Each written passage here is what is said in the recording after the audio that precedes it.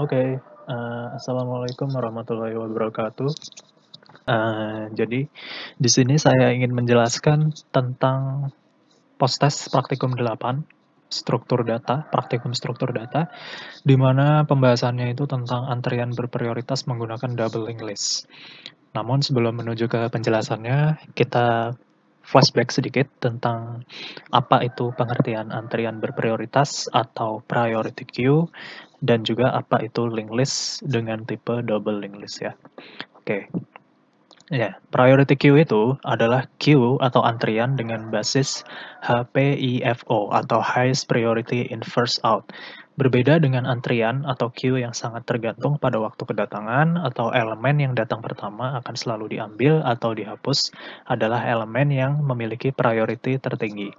Bila yang menjadi prioritas adalah waktu kedatangan, maka priority queue berfungsi seperti queue biasa. Oke, itu untuk priority queue. Nah, lalu untuk linked list itu sendiri merupakan sebuah struktur data list yang saling terhubung melalui suatu link. Dalam sebuah linked list terdapat node dan link. Node pertama yang disebut head dan juga ada juga nanti dalam bentuk tail-nya ya. Nah, di linked list itu ada single linked list, ada double linked list, dan juga circle linked list. Nah, yang bakal jadi fokus kita kali ini itu ada di double linked list ya. Karena double linked list itu nanti akan terdiri dari data item dan 2 pointer yang menunjuk ke node sebelum dan sesudahnya. Jadi double linked list bisa melakukan proses penelusuran ke depan dan ke belakang, forward atau backward. Nah, circular itu nanti mirip dengan single linked list, namun pointer node terakhir menunjuk ke alamat head. Nah, gambarannya seperti ini untuk double linked list dan juga circular linked list, di mana nanti dari node 12 ini, seperti yang dijelaskan tadi, itu pointernya ada dua, berbeda dengan single linked list. Pointernya bisa menuju ke node setelahnya yang 99 ini, namun node 99 ini juga bisa pointernya menuju kembali lagi ke 12. Dan berlaku juga untuk node setelahnya. Itu untuk double linked list dan juga circular linked list. Itu nanti tail dari node terakhir itu bisa menuju langsung ke node depannya, paling depan head ya. Itu kurang lebih untuk penjelasannya. Nah, kita langsung saja menuju ke bagian antrian berprioritas dan post-testnya ya. Post-testnya di sini kita lanjutkan pertemuan 5 dengan membuat model antrian berprioritas menggunakan linked list. Nah, kita kerjakan dulu yang poin A ya. Jadi, kebetulan saya sudah kerjakan untuk poin A-nya yang double linked list dan juga circularnya, tapi di sini saya ingin bahas dulu untuk yang double linked list. Nah, jadi dalam codingannya ini nanti pure ini implementasi dari double linked list yang di dalam antrian berprioritas ya. Jadi penerapannya seperti ini. Jadi bedanya antrian dengan antrian berprioritas itu ada priority. Jadi kita perlu deklarasikan dulu priority di dalam nodenya untuk nanti kita bisa tentukan sebuah node itu tuh nilai prioritasnya ke berapa gitu. Nah, ini makanya dideklarasikan seperti ini. Nah, lalu ada pendeklarasian data dan juga pendeklarasian node, struct node yang berpointer link.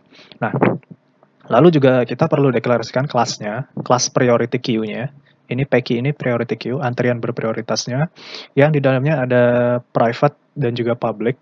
Ini untuk private-nya sendiri kita deklarasikan node depannya. Lalu di public kita deklarasikan nilai depannya itu masih bernilai 0. Nah, lalu di bagian bawahnya lagi ini fungsi untuk memanggil menunya nanti di main ya. Karena nanti kita akan melakukan operasi NQ, DQ, dan juga cetak. Karena ini merupakan antrian. Antrian pasti operasinya seperti ini.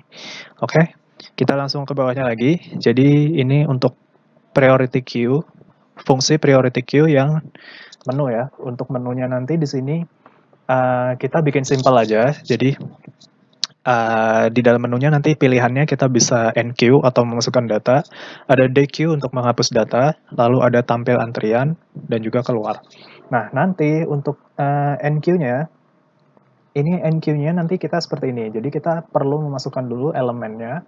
Elemennya itu mau berapa nilainya, dan juga nanti setelah kita masukkan nilai elemennya, kita masukkan nilai priority-nya. si elemen itu tuh mau kita tempatkan di mana di dalam antriannya gitu ya.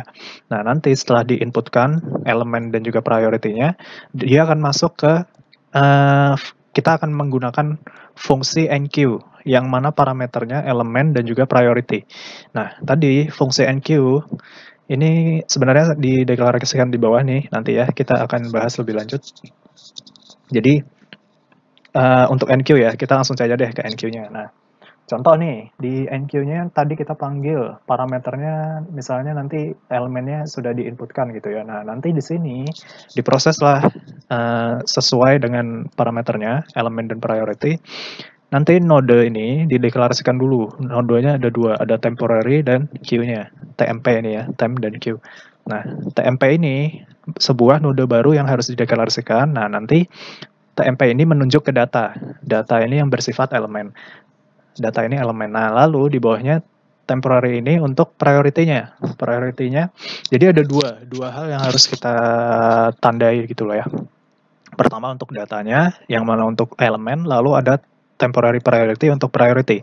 Nah, lalu di bawahnya ada kondisi. Jika nilai depannya 0 dan juga priority-nya itu lebih kecil dari priority terdepannya, nah maka temporary link-nya ini akan berubah menjadi nilai terdepannya. Nah, lalu front depannya, nilai front-nya ini juga sama dengan temporary. Nah, selain itu, queue, kita ini ya, menggunakan node yang lainnya yang sudah dideklarasikan di atas, ini sama dengan nilai depan.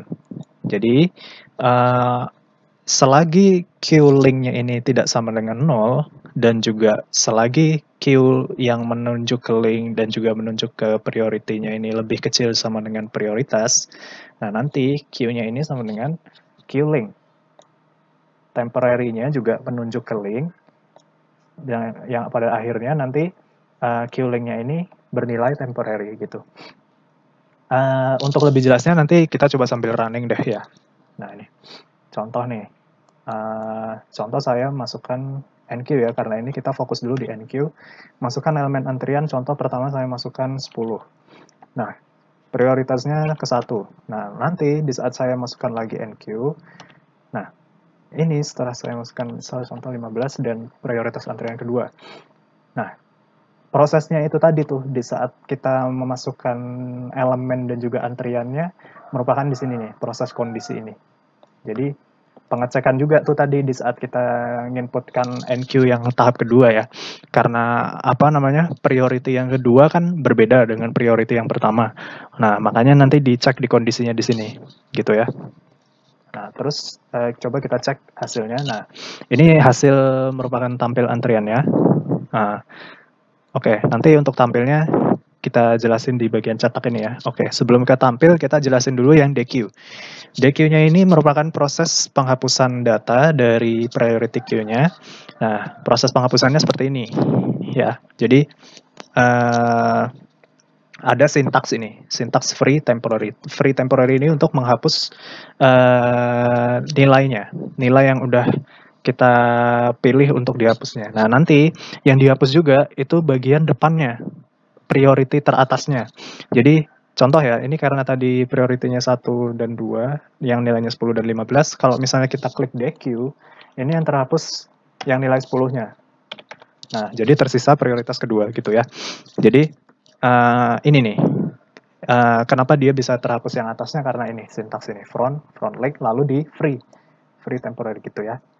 Oke, lalu ke bagian cetak juga sama, maksudnya ini merupakan fungsi untuk mencetak ya, di tampil antrian tadi ini. Jadi, misal saya inputkan lagi deh 1, terus 20 di 1. Nah, nanti saat saya tampilkan, nah ini balik lagi kayak gini. Nah, jadi outputnya itu sesuai dengan prioritas yang ingin kita inputkan gitu ya. Nah, ini codingannya seperti ini.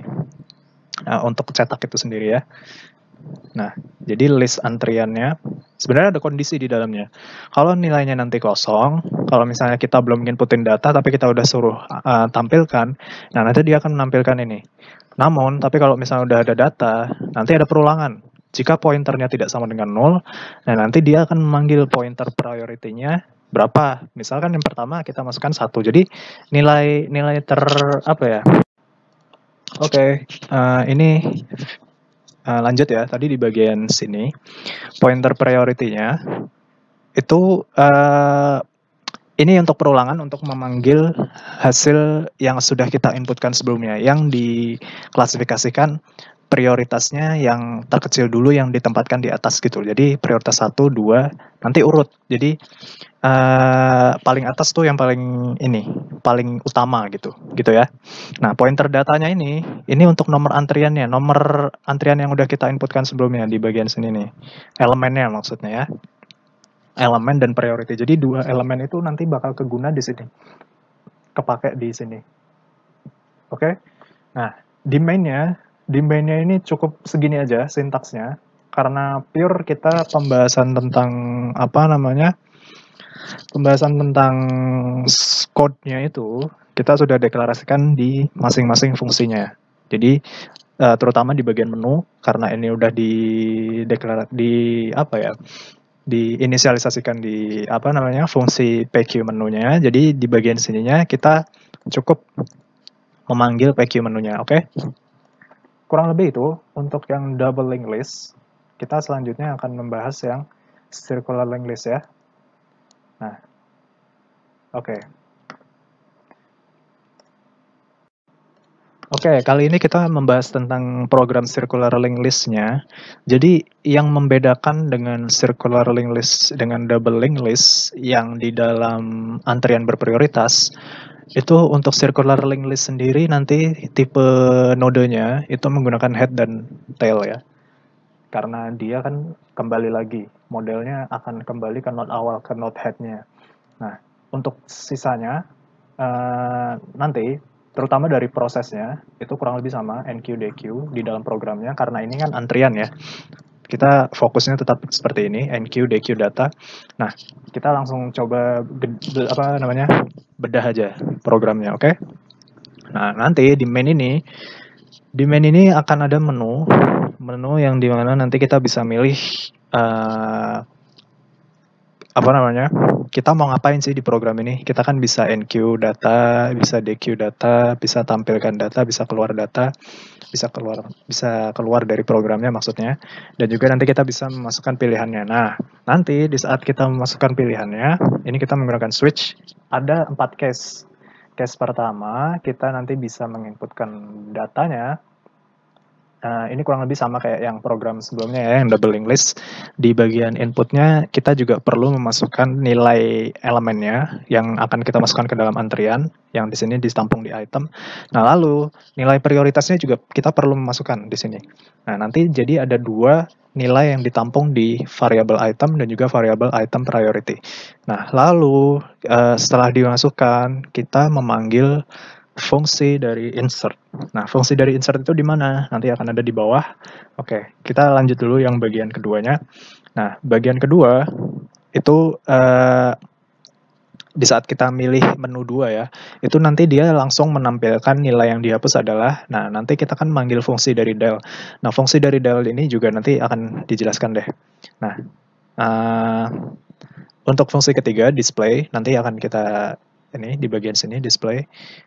Nah, terus juga keempat keluar, nanti langsung exit. Nah, langsung aja kita ke bagian inputnya, insertnya. Ini di saat kita nginputin datanya, oke? Jadi parameter dari fungsi insert sendiri kan ada item dan juga item priority yang tadi dijelaskan ini. Nah, nanti di saat udah masuk datanya, nah ini kita deklarasikan struct node yang TMP, temporary, dan juga P. Nah, nanti temporary ini berupa new node, node baru. Nah, jika node dari TMP itu nilainya 0, nah maka itu outputnya nanti bakal kita keluarin memori tidak tersedia karena kita belum nginputin gitu ya. Nah, lalu di sini kita deklarasikan temporary nick item. Nah, nick ini karena posttestnya tadi itu ya, ngelanjut dari posttest 5 kan itu tentang nick ya, otomatis dideklarasikan di sini nick. Nah, ini untuk itemnya.